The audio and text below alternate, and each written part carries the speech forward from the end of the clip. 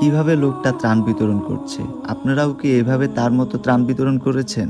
অবশ্যই না। এরা কি ত্রাণ দিচ্ছে নাকি কুকুরদের খাবার দিচ্ছে? কুকুরকেও তো মানুষ আরো ভালো করে খাওয়ায়।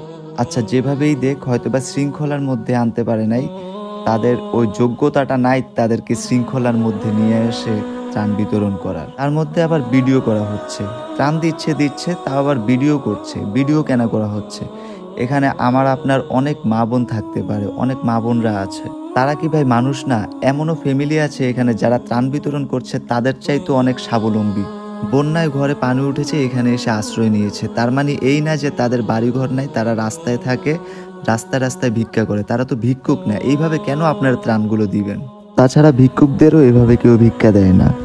উনি এইভাবে ত্রাণ দেওয়ার মাধ্যমে কি প্রমাণ করতে চাইলো আমি বুঝলাম না। যে আমার টাকা পয়সা অনেক, যেভাবে ইচ্ছে এইভাবে দিব, ট্রাকে মাল আনবো আর ছড়িয়ে ছিটিয়ে দান করব, এমন কিছু?